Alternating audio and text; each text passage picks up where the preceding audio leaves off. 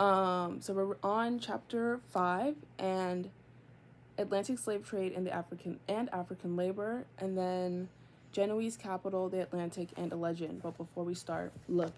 So we've gotten this much done. Look at us go. This much left, and then the rest is notes. Friends, we're almost done with part 2. Part 2 has 4, 5, 6, and 7. 7 is only like one page, and then 8, 9, 10, 11, and 12 is the rest, and that's gonna be so much fun to get through. Wait. Black Radical. Yeah, part 3 is after. Oh, wait. 8, yeah. Okay, so 7 is like one page. But, oh, I had another announcement. Notes. Y'all, I don't know if I said this in my last video. I just figured out how to put it into a PDF, like my notes into it, like scan it and put it into a PDF instead of just having pictures of it. I got this app, Notability, on my iPad.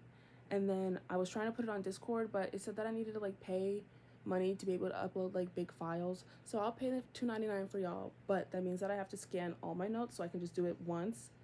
So right now I have 1, 2, 3, 4, and 5. I'm working on 6 right now.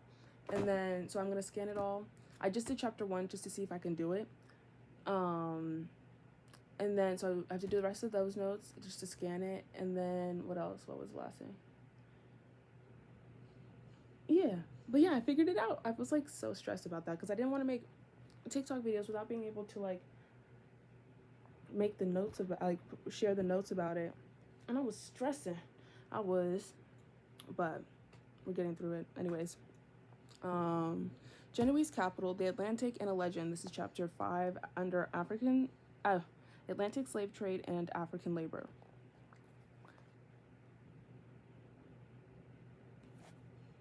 Okay. No. Yeah. Sorry. For Spain, the key to its achievement of a Western... Oh, sorry. If you hear like you hear that background banging, there's people working in my basement.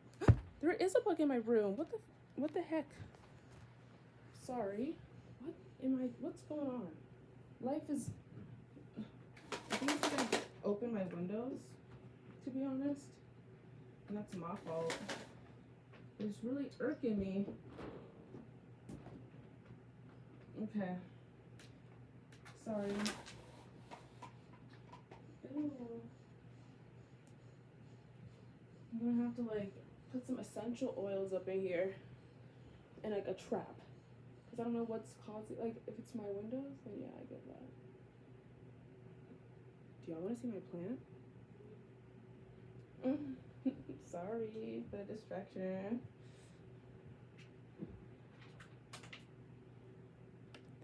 Ooh, she's a spider plant. Beautiful. Good job. Okay, let's start reading. Oh my god. I hope that a bug's not coming from my plants. Because if so, she needs some cinnamon. Anyways.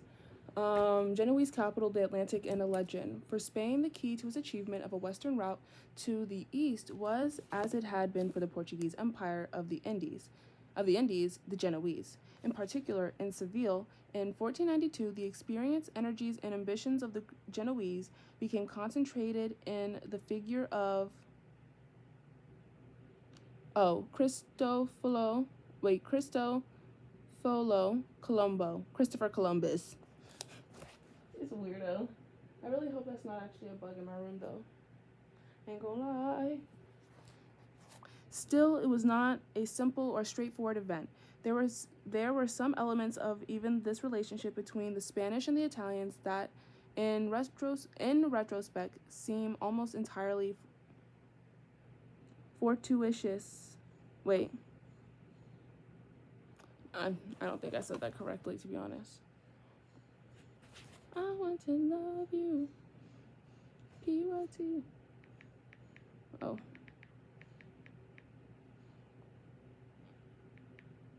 Okay. Fortuitous.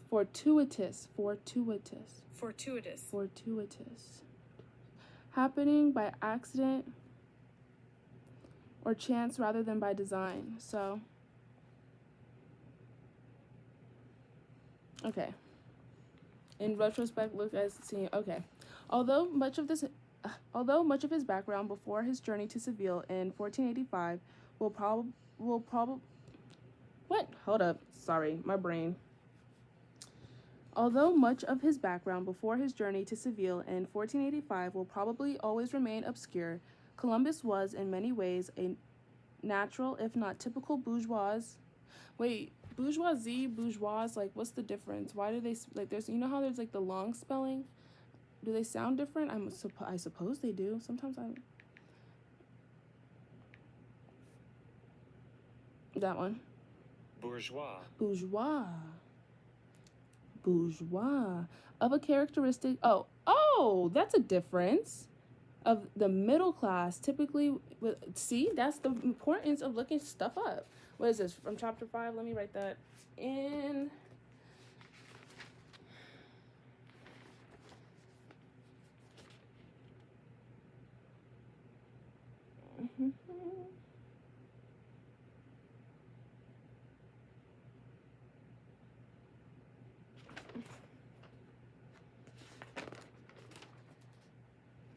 I want to love you, pretty young thing. Wait, it's right here. Bourgeois creation. Look at that. Because I was thinking bourgeoisie as in like upper middle, like, up the elites, but bourgeois is middle class, proletariat is working class. I want to love you, pretty young thing. Okay. I put I put definitions in colors, so it helps to help remember. I use these colors. This is for the definition. Sorry for such a long video, and I haven't really even got into it, but this is the journey. This is literally why it takes me such a long time to read, because y'all, and this is for the definition. It's because listen, I knew I was in that class. I said this before, I'll probably say it again. I was in that class. Ew, why does my B look like that? You'll see it when you can access the notes. Yeah, I need to do that and scan all of them. Bourgeois. What was I saying? Oh yeah, I was in that class in like middle school. It was like, you don't know how to read, and I was like, yeah, I do. I'm a little bit slow. Give me a second.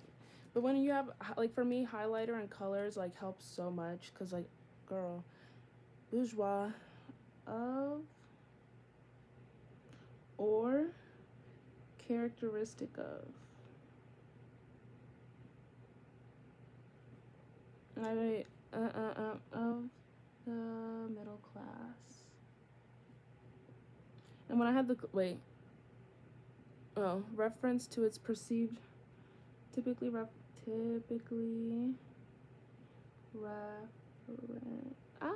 Did I? No.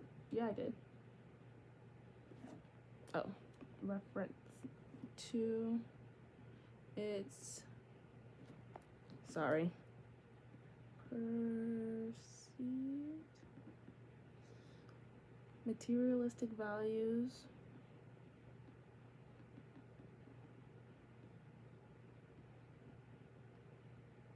Or conventional attitudes.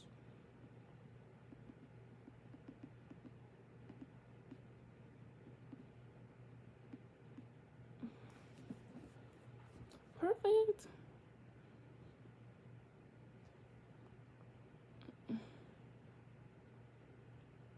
Okay, it says business owners and merchants. Do you hear them? I feel bad for the background noise. I'm sorry. Sorry for you could skip this. You don't have to sit while I'm writing. Business class or merchants.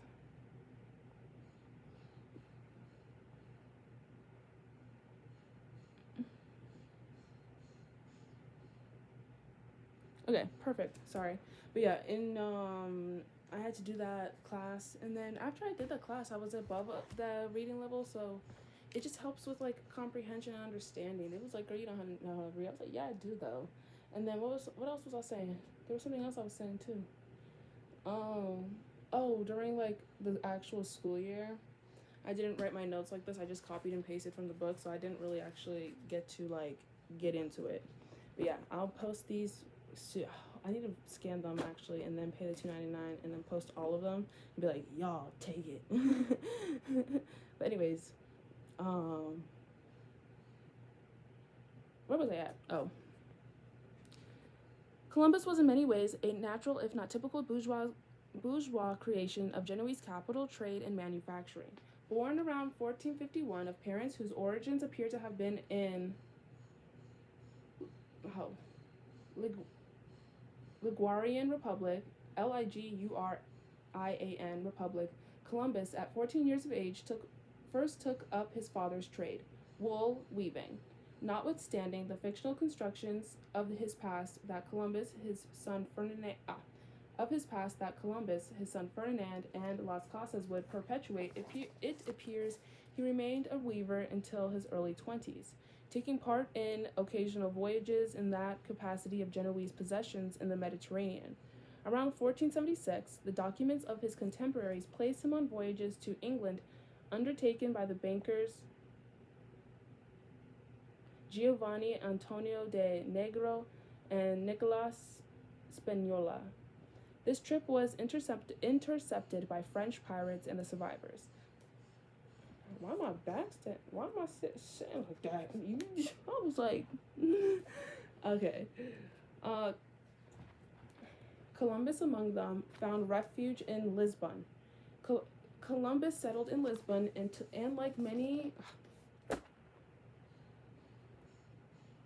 and like some other notable Genoese bourgeoisie, he eventually married into bourgeoisie nobility. In his case, Felipa Moniz Perestrello,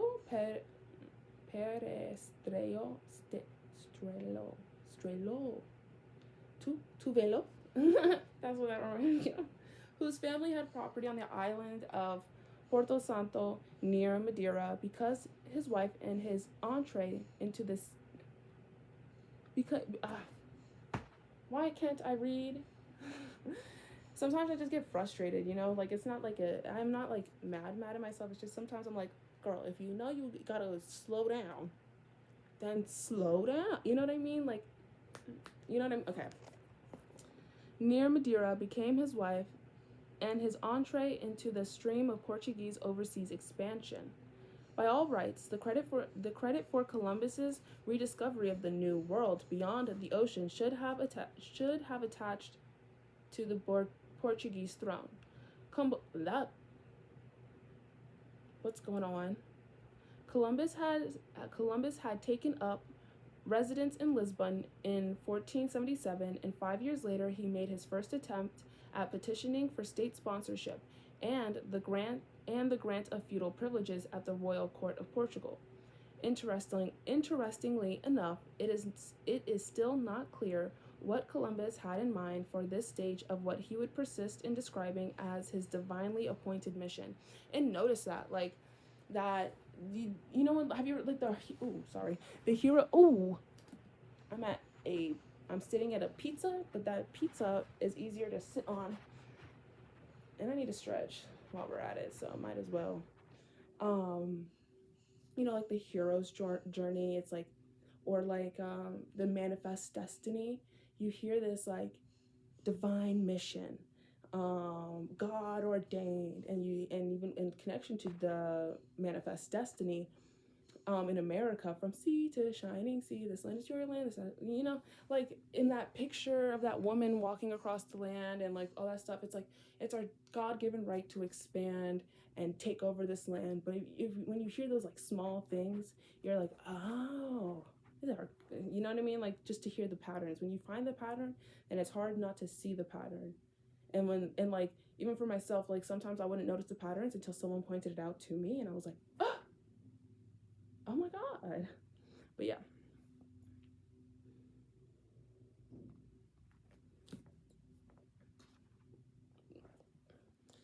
It is very possible that Columbus's initial petition in 1482 concerned islands in the Atlantic rather than the search for a mainland.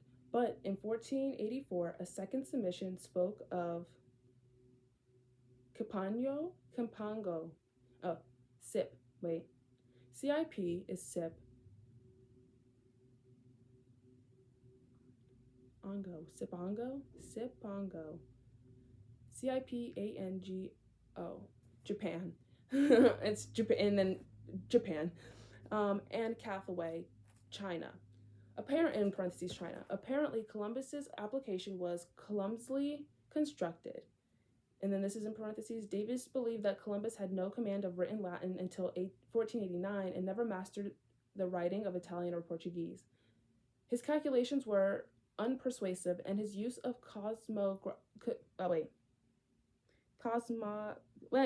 stop, don't make fun of me, please. Cosmographies. I just gotta take a second. His use of cosmography's authority suspect, meaning he don't know what he's doing at his job. He don't know. He's there on vibes. Like he did not have the resume to back it up. The court's mathematical junta, Junta, after a year of study of Columbus's proposal and consultation with Martin Behan, Behain, the Nuremberg cartographer, convinced King Jack. Girl, I don't know if I've been saying this right or wrong. It's Joao. Let's look it up.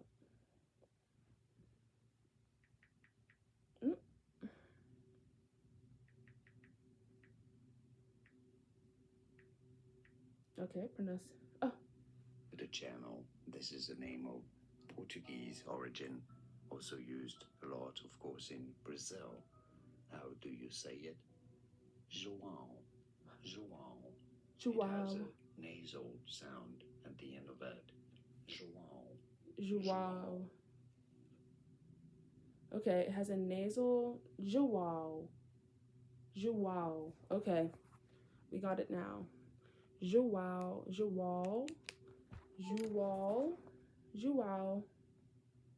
Zhao is cool though. No, I'm kidding. Convinced King Joao II to reject Columbus's project on the grounds that Joao had information regarding the western lands more positive than the visions of Columbus. If Joao's technical commission now appears to have been a bit dismissive of Columbus's scheme, the same could be said of Castile, the more enthused but still cautious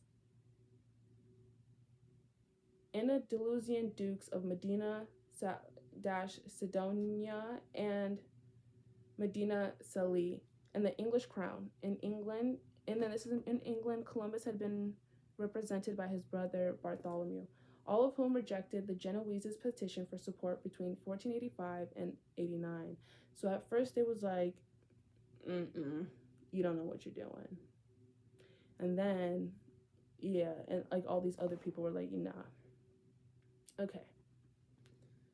That's my okay, anyways. Because he don't know what they're like, the professors are like, no. After studying his proposal, he don't know what he's doing. The Portuguese, however, seem to have been on fairly firm ground for at least by 1486. Excuse me. There is some indication that some of their seamen had sighted land west of the Azores. Verlinden is confident enough in this to conclude, and this is a parentheses. Wait, y'all should be reading the book with me so you can see the, like, if you want to. I got like the downloaded version, like for free PDFs from annasarchive.org.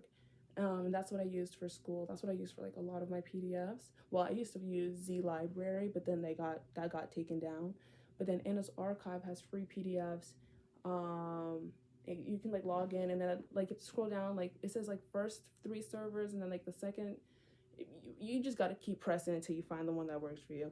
But that's how I got this book first, so that you could see like the annotations. You know, like not the annotations. What's the word? Grammar? No. punctuation. You got it. We got it. Like, you know what I mean? In terms of like if you want, you don't have to. But like, because sometimes I'm like, I'll say like in parentheses, or else, here's the quotation, because it like a lot. You know what I mean? If you want to read with me, so it's like a book club, you know. Anyways, this is what Verlinden was confident enough to is confident enough of this to conclude. What is certain is that in 14, or if you want to get the book, I got the book from thriftbooks.com. I get a lot of my books there, but I need to stop telling people that, because there's so many books that I'm trying to get and they're not there, and I'm like, no, but I'm kidding. But yeah, that's where I get a lot of my books from, and because we're balling on a budget. But sometimes some books you gotta get to support the author, but sometimes some of the books are too expensive. I'm like, girl, how much you think I make? But anyways, capitalism. What is certain is that in 1486, the talk was no longer of one island of the 7 cities, but of the possibility of an hold up, let me try and sound it out. Archipelago. Let's find out. Archipelago. Oh. Archipelago. We're at 21. Oh, we're almost done. We're at this part. Sometimes I'm like, oh my god, I don't want to make it too long. But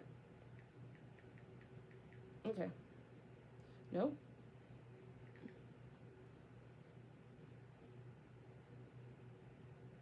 Archipelago. Archipelago. Why did I do it like that? Archipelago. An area that contains a chain or groups of islands scattered in lakes, rivers, or in the ocean. Okay, or even a continent. Clearly, then, the period of the hypothetical or legendary island had passed. For some at court, the western route across the seas of Campango and Cathay, Japan and China, a distance calculated by the Florentine mathematician and cosmographer. Sorry. Just give me a sec to figure it out, and I will.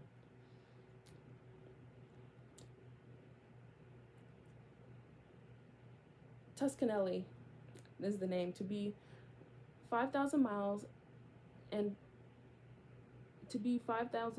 by Columbus as 3,500 miles appeared to be a distinct possibility. Oh, they're saying that the distance. Okay, so they're saying in this particular sentence, the western route calculated by the Tuscanelli guy was 5,000 miles across the seas of Japan and Cathay, compared to Columbus's calculations, and his was 3,500 miles. Appeared to be a distinct possibility. Thus, in 1487, the same year that Verlinden points out, saw Pero de Covilhã, we're not going to look that one up, Covilhoa, and the Afonso de Pavia pursuing Portuguese interests in India, Arabia, and Ethiopia, and Bartholomew de Diaz around the Cape of Good Hope. All 3 contributions to the Portuguese commitment to the African route to the east. That's the important part. Okay. The Portuguese crown had authorized its own exploration of a western route. That's the part that's importante. Little note. Since the bourgeoisie, see, that one's different. Let me make sure that I'm right, though. Bourgeoisie. Okay. What? So I'm wrong again. Bourgeoisie is middle class as well. Bourgeoisie. No. Wait. I don't think I said that. Huh?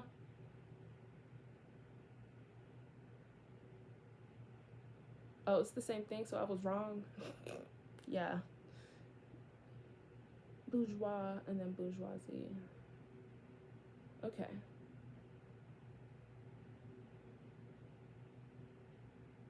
It's still middle class. I thought it was... Wait, what's the upper class then?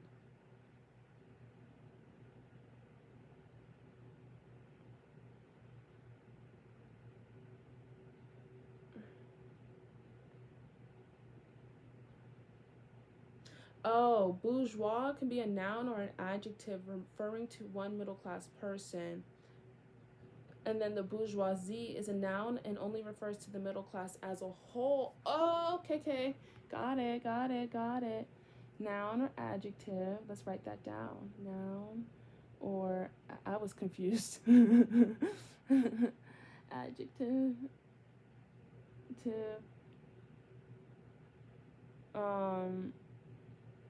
refers to person / behavior. And then bourgeoisie. I need to go back to my other notes to make sure that I have that there, though. Middle class as whole. Middle class as a whole. Okay. Where was that? Since the bourgeoisie dominating the Genoese colony of Lisbon were unwilling to show any tangible interest in a western route, the Portuguese crown's participation in the project, mounted and paid for by the Flemish Azorian, what the heck? 1 second.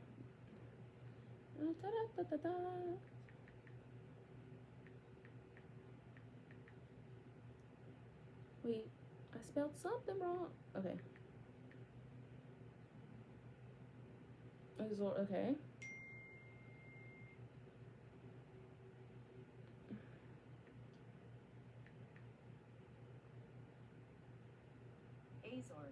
Azorzian. Okay. Flemish Azorzian Ferdinand.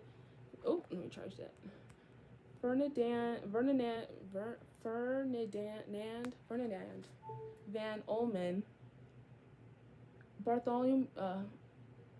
And then Bartholomew de las Casas would refer to him as Hernan de Olmos.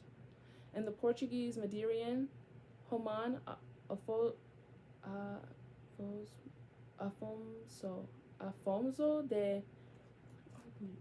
No, these names are beautiful in their own right. I just need to work on pronunciation. Afonso de Estretito, it's a name, was limited to the ceding of jurisdictional powers and territorial rights in the new land. The crown was apparently incapable of much more than when it sought. The crown was apparently incapable of much more than that when it sought to act independently of its major commercial partners. Unfortunately for the Portuguese monarch, neither Van Olmen nor Estreito ever returned from their winter excursions.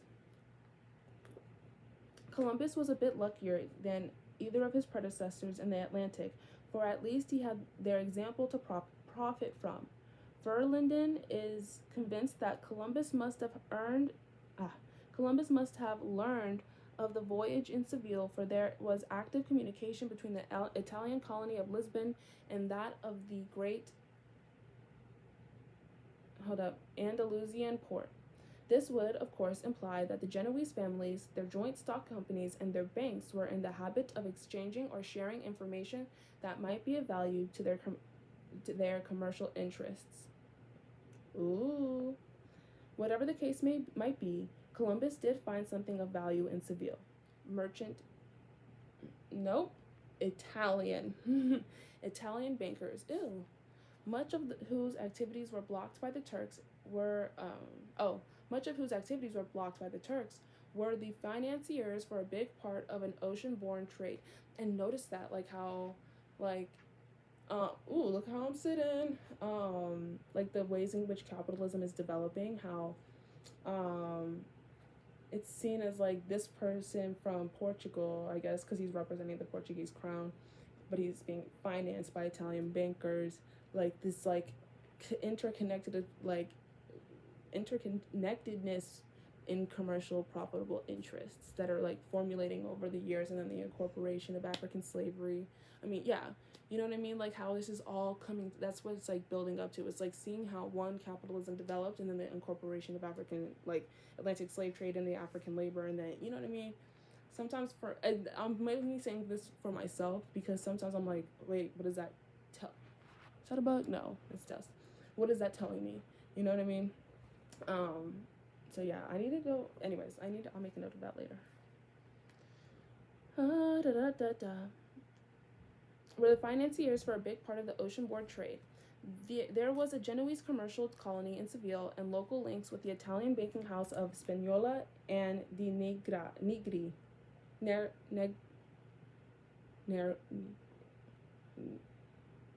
Negri. Columbus's old employer. Francesco Pinelli, a Genoese banker of Seville and co-director of the Santa Hermandad, the Spanish state police, guaranteed a loan for the Columbus plan. Pinelli's fellow police director was none other than Luis de Santagal, the royal treasurer. With the support, at least, of these two highly placed Genoese, the several forms of assistance from the powerful Pinzonian family, which dominated the port of Palos de la Frontera, Columbus now had a project worthy of the Spanish crown's official support. And if we recall that Columbus's appearance before Ferdinand and Isabella coincided historically with that moment when the Spanish crown was intent upon its self-appointed mission to unify Spain, centralize state authority, vanquish its rivals among its own aristocracy, and acquire an independent source of capital for itself, Columbus and his Genoese collaborators and countrymen were almost a perfect instrument. So that's important too. Because now that he has money for his trip, that are like, yeah, we'll fund it for you, boo. The Spanish is like, because this is what we need to do. And you gonna help us. We need you to get some money for us, because the voyages, then slavery, you know what I mean? That's what I'm getting so far. And Italian, okay, and then there's like another quote. Like, you know how it's, it's like a quote or like an example when they put, one of the footnotes, but like they put a like 50, whatever, but it's like a little bit, here's the rest of the book, here's the quotation. Yeah. The words aren't coming to my brain. Italian support was unquestionably well received, at least by the rulers. Ferdinand the Catholic, in particular, understood admirably the contribution Italian capital and techniques would make at the crucial time of his kingdom. Coming from the east of the peninsula, he was accustomed to look at the Mediterranean and look to the Mediterranean and Italy and consider economic relations with that country as obvious and natural. This attitude of mind dictated a similar policy in Andalusia, in the Canary Islands, and in America, when destiny put control in these areas into his hands. Destiny control, manifest destiny. Ooh, destiny control is also one of the tenets of white supremacy. Isn't that interesting? Okay, I want to go off on a tangent about this, but I won't. So I'll be really, really quick. White supremacy, some of the tenets of it is destiny control, where it's like manifest destiny. I have the ability to control everything around me, whatever. And that's like kind of like whack, because when you think about it, you realize like you're really kind of out of control. Like, think about natural disasters. Do we really have control of that? Right? But that, like, you know what I mean? Or like destiny control, manifest destiny, that plays into it. Emotional control, so typically, but that's like more in line with like emotional suppression, repression. And you know how they'll be like, oh, logic over emotion. Emotions are meaningless. Women are so emotional. You see how, and like how that relate, like that tenet of like patriarchy and misogyny relates to white supremacy, and how like you could see these interlocking figures of like oppression and understand, and then how that connects to the interlocking figures of liberation in terms of like one, physical and outward external, but also internal liberation in terms of removing that white supremacy, removing patriarchy, removing misogyny, like the internalized, the socialized, because no one comes out their mom waving a Confederate flag. No one's coming out of the world like hateful, but because we've been socialized with it, we have to liberate ourselves mentally in that sense. Blah, blah, blah, blah, blah. See, I told y'all I was gonna go off on a tangent. Wait, you hear that? That's them banging. I was like, I was going off on a tangent. Okay, anyways. Here was a resourceful community whose very existence rested on the persistence of its interdependence with the state. The colonial trade that the Genoese, in parentheses, and Italian community dominated the that's like distracting me now. Sorry. The colonial trade that the Genoese and Italian community dominated, the capital that it commanded. Oh my God. Cut it out. We're almost done with this part. Delish. That's important too, though. The colonial trade that the Genoese and Italian community dominated, the capital that it commanded, the inventory of science and culture that it possessed were all Spanish at the pleasure of the state, no matter how independently powerful and significant they might appear to be. And for a moment, it was the state's pleasure to balance the Italians, and so, but not for long, the Jews. I don't like saying that because I've heard that people don't like when people say that. So Jewish, right?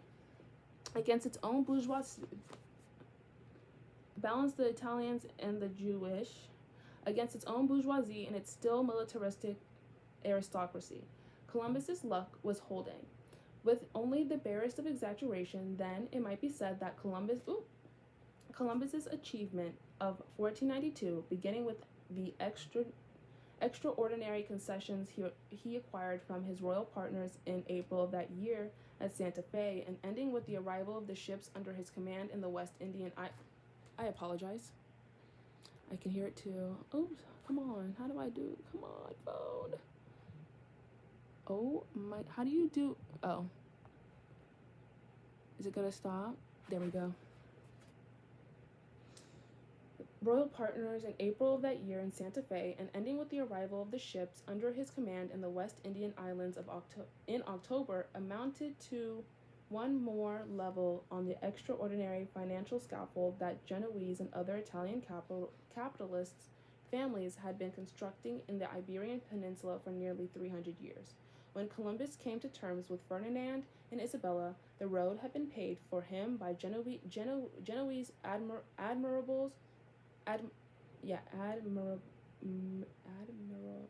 admirals. You know, had to take me a little sec. It's okay. Who had served Portuguese and Spanish kings for centuries. By Genoese Pisantine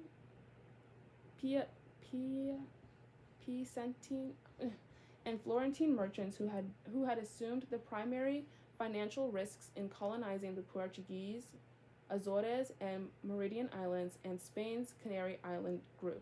By Italian. These are just enlisting who came before Columbus that paved the route for him to be able to take on his Columbus in 1492. But it's like, well, there's some people before him that helped him because he took on their, like, he learned. That's what that's saying for me. Just so I can, like, make sense, you know? Where'd I go? And Spain's Canary Island group by Italian factors and moneylenders who had strung their capital from Algiers and Ceuta in North Africa to Elmina and Luanda on the west coast of the continent and east to the Moluccas and Nagasaki, and by an Italian bourgeoisie whose financial and technical character and business affairs had become totally assimilated to the interests of the Spanish and Portuguese states and their most adventurous aristocracies. Whether Columbus was the extraordinary seaman that Samuel Eliot Morison had persisted in making him, whether his obsessive personality and religious zeal were so compelling as to have cast a spell over Isabella and her religious advisors, are all secondary significance to the single fact of his origins and the legacy to which he was an heir as a Genoese.